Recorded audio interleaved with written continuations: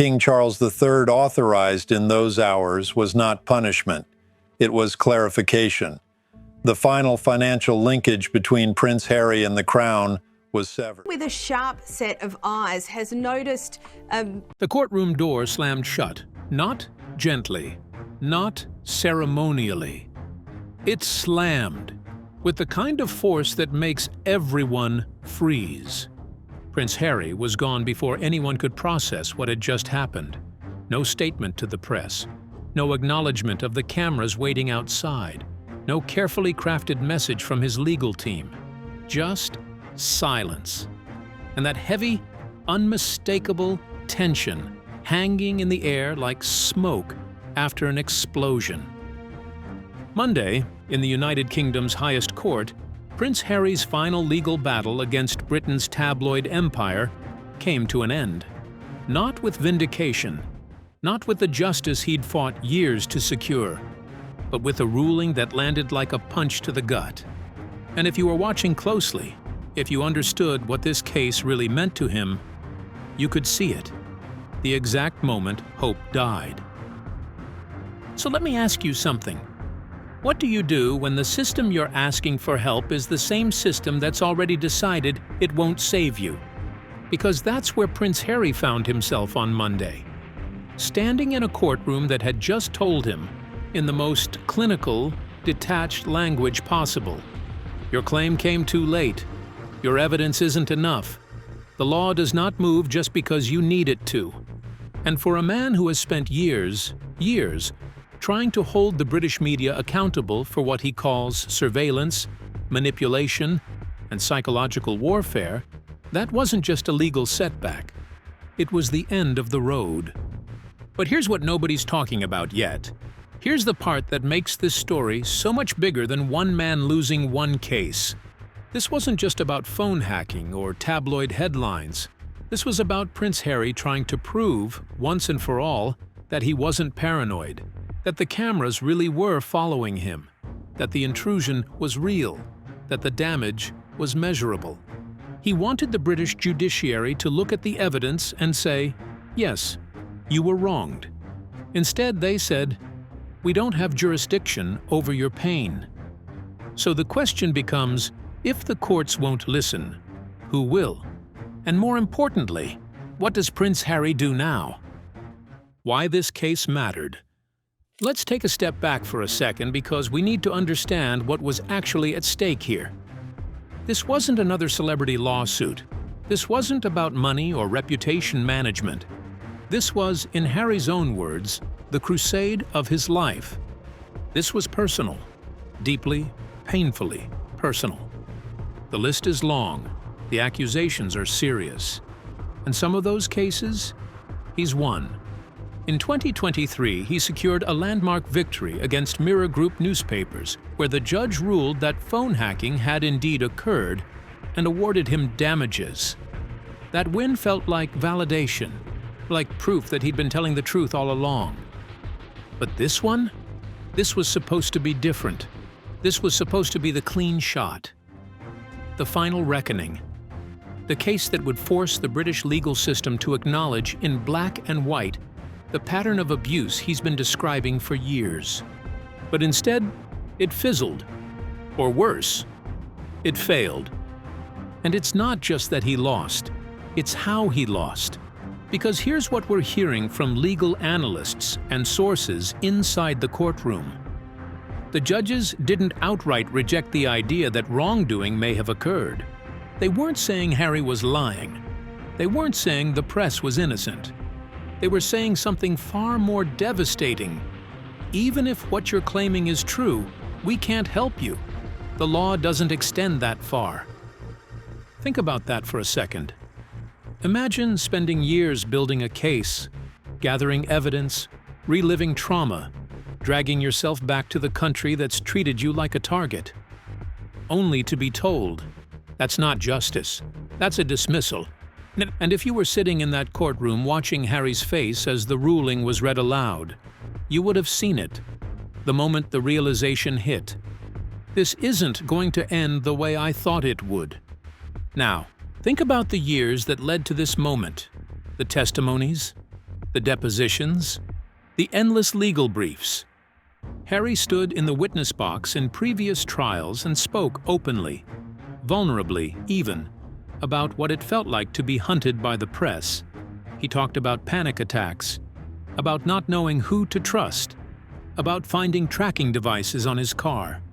He described a life where every phone call felt monitored, every relationship felt exposed, every private moment became public property.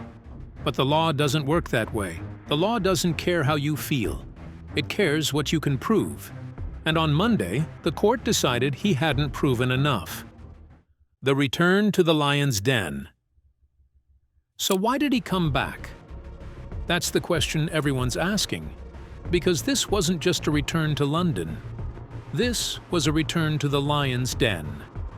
Prince Harry hasn't lived in the UK full-time since 2020. He stepped back from royal duties.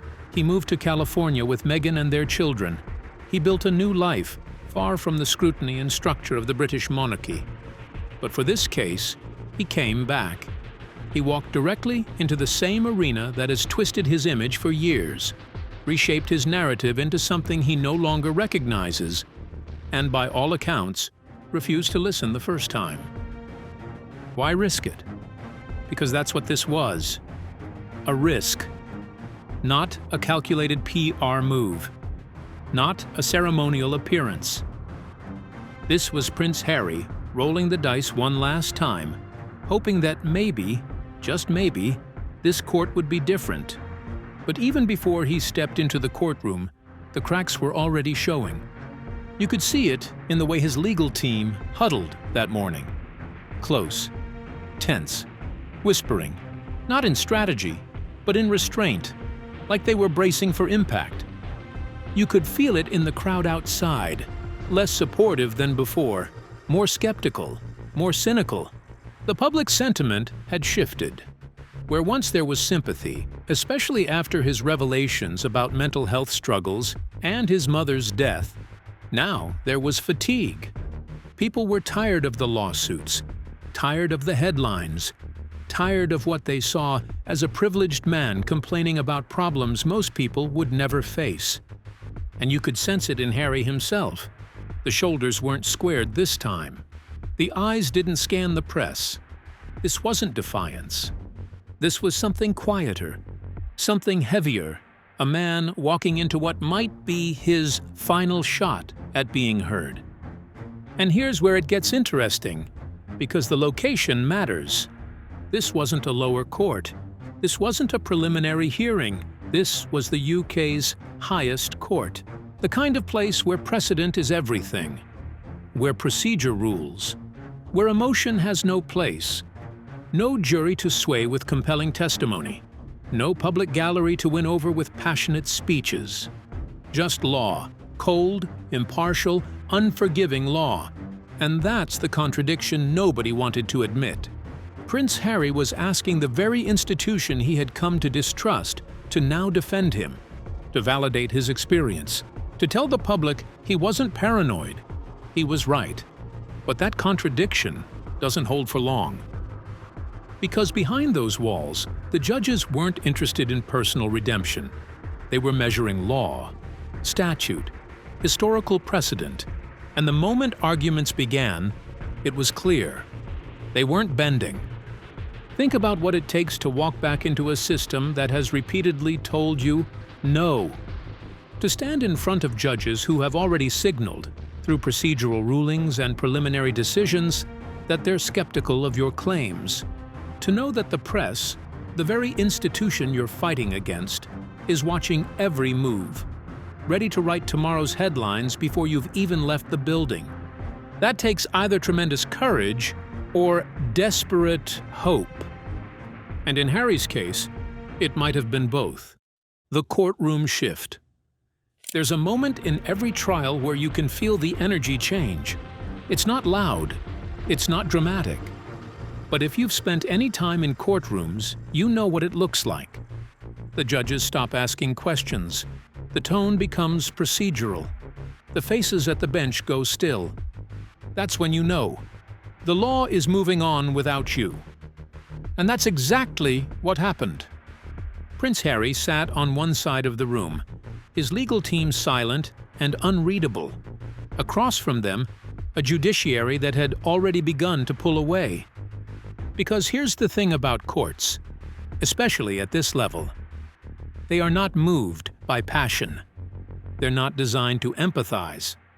They're designed to interpret, detached, disciplined, and at times, cold. It's how precedent survives. But Harry wasn't built for detachment, not in this fight. This case wasn't just legal, it was deeply personal.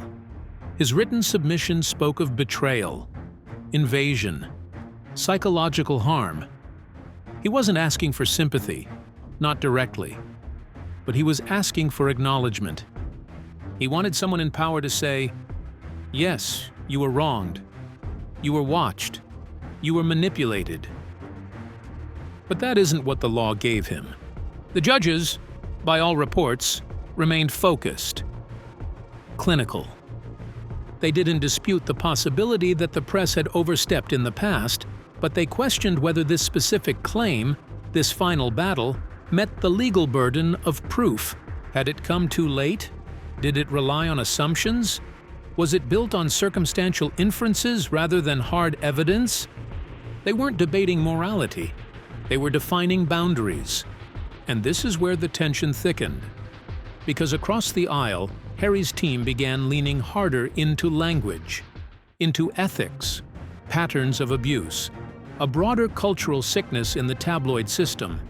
They painted a picture of an industry built on exploitation, of journalists who broke the law not occasionally, but systematically, of editors who knew what was happening and turned a blind eye because the stories sold papers.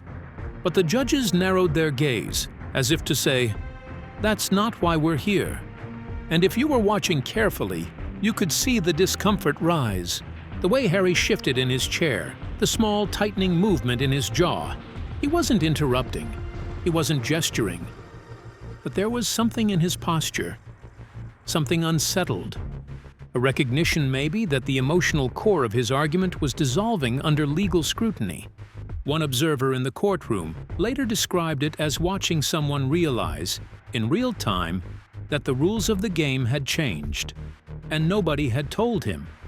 And then it happened. One of the justices asked a question, brief, technical, but it landed like a blow, because the question wasn't about truth. It was about timing. Whether this case, valid or not, had come too late to matter. The statute of limitations. The question of when Harry knew or should have known about the alleged wrongdoing. The issue of whether he'd waited too long to bring his claim. And Harry looked down. Not in defeat, but in something worse. Disbelief. Because in that moment, it hit him. The court wasn't doubting that harm occurred. They were doubting whether they could still care. The law has time limits, and according to the judges, Harry had run out of time. It didn't matter that the trauma was ongoing. It didn't matter that the psychological impact had taken years to fully understand. What mattered was the calendar, the dates, the procedural deadlines. And on that measure, Harry had lost before he even began. The ruling. When the ruling came down, it was delivered in the neutral cadence of a system trained to never flinch. Dry, procedural, emotionless. Prince Harry didn't react, at least not in the way some expected.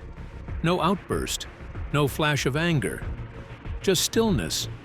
But the silence was sharp, because this wasn't just another unfavorable ruling. This was final. The end of a legal arc that had stretched for years. Across continents, across headlines, through layers of emotional and psychological terrain. And when the justices confirmed that they would not expand legal protections as Harry had hoped, would not in fact alter the legal framework around press intrusion, it became clear. The system had spoken, and it wasn't going to bend. Not for a prince, not for a husband, not even for a son trying to avenge what the cameras once did to his mother. The written judgment, released shortly after the oral ruling, was dense with legal reasoning. pages and pages of statutory interpretation, case law analysis, and procedural considerations. But buried in all that legal language was a simple message. We understand your concerns, but changing the law to accommodate your situation would create precedents we're not willing to set. In other words, your suffering, while real, is not our problem. Let me ask you something. Have you ever fought for something with everything you had only to be told it wasn't enough? That's what this was. Years of effort, millions in legal fees, emotional capital Harry will never get back. And in return, a polite, bureaucratic no.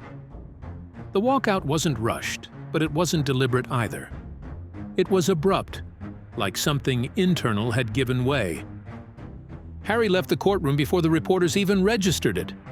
1 second, he was seated behind the table, surrounded by a wall of paper and quiet murmurs. The next, he was gone. Some described the look on his face as thunderous. Others said it was hollow. One journalist, who's covered Harry for years, said it reminded them of the look on his face at his mother's funeral. That same mixture of grief and fury and helplessness. But here's the part no one can quite agree on. What does this mean? Because if this was the last major attempt to hold the media legally accountable for what Harry sees as years of surveillance, manipulation, and psychological warfare, then the door has just been closed, and maybe locked. He can appeal, yes, but insiders say the odds are razor thin. And even if he tried to refile under a different claim, well, the appetite from the judiciary is waning. That's the quiet part. The part not in the judgment, but between the lines. The part that says, we've heard enough from Prince Harry. It's time to move on. The aftermath and the anger. What nobody saw coming was what happened next. Because the exit wasn't just abrupt, it was angry. According to multiple sources who were present, Harry didn't just leave. He stormed out. His legal team had to scramble to follow him. Security had to adjust on the fly. And the carefully planned exit strategy, the one designed to manage optics and control the narrative, was abandoned entirely. But here's what makes this moment so significant. Prince Harry has spent years trying to control his public image, trying to appear measured, reasonable, justified in his complaints. He's given carefully crafted interviews. He's worked with PR teams. He's tried to position himself as the rational one, the truth teller fighting against an irrational system. But on Monday, all of that fell away. What we saw wasn't the polished prince. It wasn't the media-trained royal. It was raw emotion, pure frustration, the kind of anger that comes from years of feeling unheard, dismissed, and gaslit. And you know what? Maybe that's the most honest we've ever seen him. Because everything else, the interviews, the documentaries, the memoir, those were all filtered through lawyers and publicists and brand managers. But that moment in the courtroom, that was real. That was a man who'd just been told for the final time that his pain doesn't matter. Think about what that does to a person. You spend years believing that if you just explain it clearly enough, if you just present enough evidence, if you just show people what really happened, they'll understand. They'll validate your experience. They'll acknowledge the harm. And then you get to the highest court in the land, present your case, and they say, "We believe you. We just don't care." How do you come back from that? Outside the courthouse, the scene was chaotic. Photographers swarmed. Reporters shouted questions. Security formed a tight perimeter around Harry as he moved toward his vehicle, head down, jaw clenched, moving with purpose. One photographer later said, "I've been covering Harry for 15 years. I've never seen him like that. He looked done." And maybe that's the word that captures this moment best. Done. Done fighting a system that won't fight for him. Done trying to convince people who've already made up their minds. Done seeking justice from institutions that profit from injustice. Just done. What happens next? So where does that leave him? That's the real question.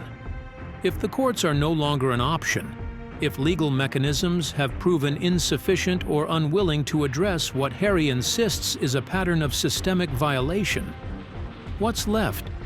A return to public campaigns? Media exposés? Documentaries? Or worse, a full withdrawal from institutional engagement altogether? Because here's what one source close to the case quietly hinted at, off the record. The plan was never to walk away. But after this verdict, Harry may be forced to. And if that happens, if Prince Harry truly turns his back on the British system, then what happens next won't be confined to courtrooms. It'll spill into public opinion, into family dynamics, into the legacy he's trying to build for his children. Because this wasn't just a legal fight, it was a moral one. And when you lose a moral fight in a system that claims to uphold justice, that's not just disappointing, that's destabilizing. Think about what Harry has given up to get to this point. He's estranged from his family. King Charles reportedly hasn't spoken to him in months. Prince William, his only brother, won't take his calls. He's been vilified in the British press, portrayed as ungrateful, entitled, manipulative. He's lost titles, patronages, military honors that meant the world to him. He moved across the world. He rebuilt his life from scratch in California, far from the only home he'd ever known. And he did all of that believing, truly believing, that one day the system would acknowledge what was done to him. That one day a judge would look at the evidence and say, "You were right, and we're sorry." But that day didn't come. And now Harry is standing at a crossroads. Does he keep fighting? Does he escalate publicly? Does he write another book, give another interview, launch another campaign? Or does he finally let it go? Some close to him say he's considering a complete media blackout. No more interviews, no more court cases, no more public battles. Just silence. A retreat into private life, focusing on his family, his charitable work, his mental health advocacy, away from the spotlight that has caused him so much pain. But here's what we know for certain. Something broke on Monday. Whether it was Harry's faith in the system, his willingness to engage with British institutions, or simply his patience, something fundamental shifted, and the man who walked out of that courtroom is not the same man who walked in. The bigger picture. Here's what makes this story so much bigger than Prince Harry. Because whether you support him or not, whether you think he's justified or not, this case revealed something uncomfortable about the relationship between power, media, and accountability. It revealed that even when you have resources, evidence, and public sympathy, you can still lose. Not because you were wrong, but because the system doesn't want to set a precedent. And that should concern all of us. Because if a prince, someone with wealth, legal teams, and global visibility, can't get justice against media overreach, what chance does an ordinary person have? This case wasn't just about Harry's privacy. It was about whether privacy still exists in an age of surveillance capitalism, algorithmic journalism, and 24/7 media cycles. It was about whether the law can keep up with technology, whether courts can protect individuals from institutions that profit from exposure. And the answer, at least for now, seems to be no.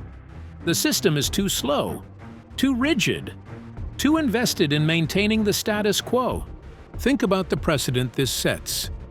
If the highest court in the UK won't hold media companies accountable for unlawful surveillance, even when evidence exists, even when the harm is documented, then what message does that send? It tells media organizations, keep doing what you're doing. The law won't stop you. It tells victims, don't bother fighting, you'll lose anyway. It tells the public, privacy is dead. Get used to it. And that's terrifying. Because this isn't just about celebrities, or royals, or public figures. This is about every person who's ever had their phone hacked, their emails read, their private life exposed without consent. This is about the teenager whose revenge porn gets shared online. This is about the whistleblower whose identity gets leaked. This is about the ordinary citizen who becomes the target of media harassment and has nowhere to turn. If the system won't protect Prince Harry, it won't protect them either. And maybe that's the real tragedy here. Not that Harry lost, but that his loss means everyone else loses too. The human cost. Let's not forget, behind all the legal jargon, behind the headlines and the debates, there's a human being. A man who lost his mother at 12 years old. A man who grew up in the most scrutinized environment on earth. A man who served his country in Afghanistan only to come home and be treated like a commodity by the same press that claims to celebrate him. Prince Harry isn't perfect. He's made mistakes. He's said things he probably regrets.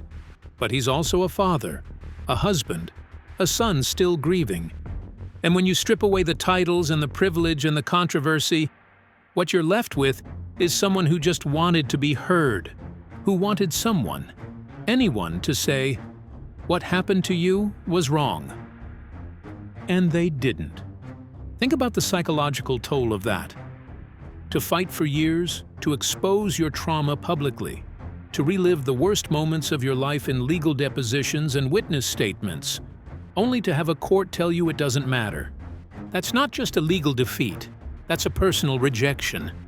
And for someone like Harry, who's been open about his struggles with mental health, who's talked about therapy and PTSD and the lasting impact of childhood trauma, this could be devastating. So now what? Does he retreat into silence? Does he double down? Does he find another way to tell his story?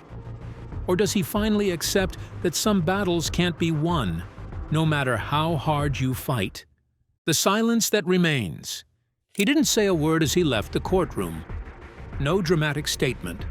No glance toward the cameras. Just a flash of tension in his jaw. A heavy silence in his posture. Then, the door closed behind him. And with that, it was over. But here's the thing about endings. They're never really the end. Because Prince Harry's fight, whether he continues it or not, has already changed the conversation. It's forced us to ask harder questions about privacy, power, and accountability. It's exposed the limits of the legal system when it comes to protecting individuals from institutional harm. And it's reminded us that even princes can be powerless. The courtroom may have closed its doors on Harry's case, but the larger questions remain wide open. How do we balance press freedom with individual privacy? How do we hold powerful institutions accountable when the law won't? How do we protect people, all people, not just royals, from surveillance and harassment in the digital age? These aren't easy questions, and they don't have easy answers. But they're questions we need to keep asking, because what happened to Prince Harry on Monday wasn't just about him. It was about all of us, about the kind of society we want to live in, about the values we claim to uphold, about whether justice is truly blind, or just blind to certain kinds of suffering. So if you've been following this case, if you have thoughts about what this ruling really means, not just for Prince Harry, but for privacy, for institutions, and for legacy, leave a comment. Tell us what you saw that others might have missed. Do you think Harry was right to fight this battle? Or do you think it was time to let it go? Do you believe the courts made the right decision? Or do you think they failed to protect someone who genuinely needed protection? And if you want to follow what comes next, because this story is far from over, make sure you're subscribed. Because the silence? It's only just begun. And in that silence, something is building. Whether it's acceptance or rage, peace or revolution, closure or a new chapter entirely, we don't know yet, but we'll be watching. Because Prince Harry's story isn't over. It's just entered a new phase. One without courtrooms, one without judges, one where the only verdict that matters is his own.